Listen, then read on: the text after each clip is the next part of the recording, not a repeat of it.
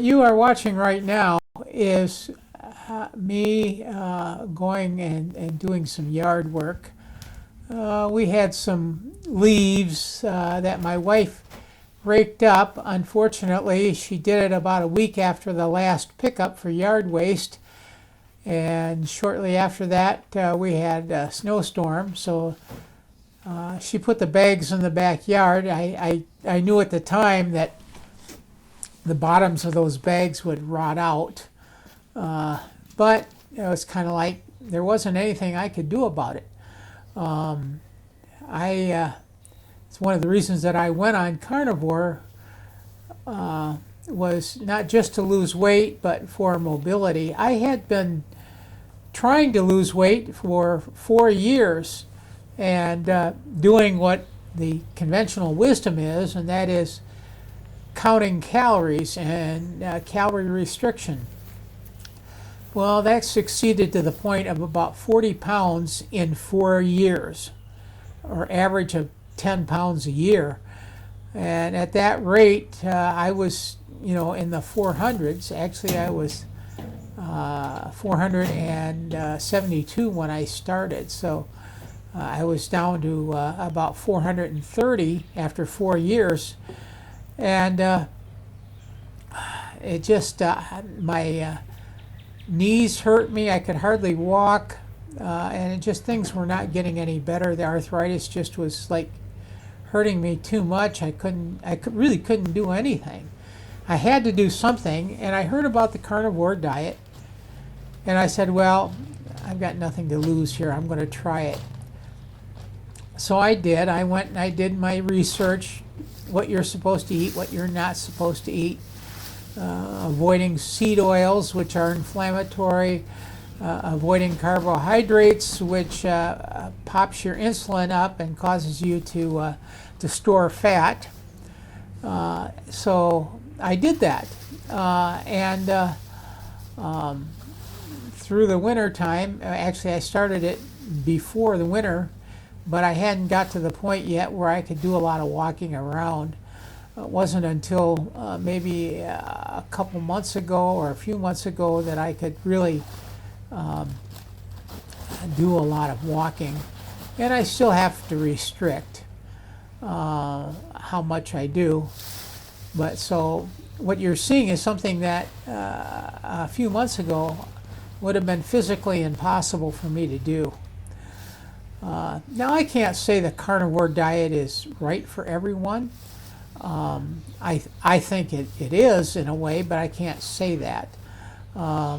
If you don't have a weight problem and you're, fine, then go ahead and enjoy all these other foods and stuff. However, I'm finding out that these other foods and just the sweet and stuff don't really appeal to me that much. I don't have the cravings for them. And that's kind of one of the interesting side effects is that you rarely feel hungry, and usually when you do, that's when you start putting on weight. I think your body, like at the weight I'm at now, is kind of like it's not used to being as low as it is, which I'm still 280 plus pounds. And it's the weight loss is fighting me. I think after a while it'll start to lose weight again. I could lose weight if I decided to go do extended fast, but I'm kind of resistant to do that. I think I'm putting on some muscle and gaining some strength where I'm at. Anyway, that's I guess we'll find out over time what happens, what I decide to do. As long as I don't gain back a lot of weight, I'm kind of okay where I am right now. I'm going to start walking soon here. I haven't had the courage to go leave the yard yet, but I think that's coming soon. Yeah, actually bending over like I am to pick up those leaves that would have not been a possibility either. It's just to me, it's almost like a miracle what the diet has done for me, and it's one of those things you get I'd say a side effect of that is that you have not only physical energy and the ability to move around, but you also have, I guess you'd call kind of a mental energy. You see things that need to be done, and you say, well, I'm feeling good enough, I'm going to go do something about it, rather than just think about how am I going to get it done, or, I wait for my wife to do this, or do I ask a friend to help, or do I hire somebody? Instead, I just, and if I can't do it all at one time, which was the case here, I actually got about 3 bags worth into 2, and took those to the curb, and we got rid of them the next garbage pickup day. They pick up the yard waste. You go and you try to you go to your doctor expecting advice on how to fix your problems, and they don't have answers. I think it's partially the system that they have to work under. If they don't do what is mandated by the industry, if they don't prescribe what they're supposed to subscribe for different issues, well, they can lose their license, lose their income, and I mean, I'm sure they went into medicine with the intention of helping people. But they've got stuck with, a lot of them I think have maybe $500,000 worth of debt when they get out of school to pay for their tuition and all their, whatever the requirements are to become a doctor. I can't really say I know what those are. But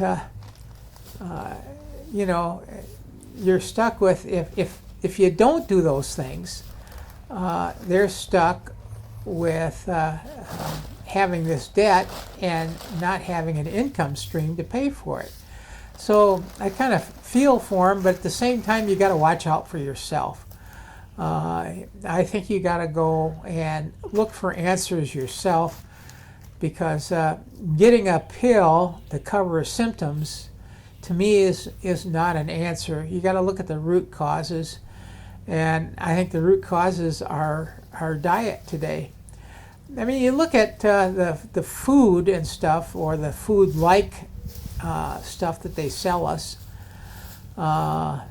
and it's designed to be addictive, and it's, it tastes good and everything like that, and you get, they call it food noise now, but it's really a sugar addiction is what it is, and it pops your insulin up, and of course you get this kind of high feeling. Oh man, that tastes good, I really like that, and so of course you go buy it again and eat more of it, and it doesn't really satisfy. Your body says, I'm really not getting the nutrients that I need, so yeah, you still need to feed me, and so you eat more of the stuff, still not getting all the nutrients that you need. And so it's kind of this kind of never-ending circle. You're not getting what you need, so the body tells you to eat more. You eat more, you're still not getting what your body needs, so you eat more.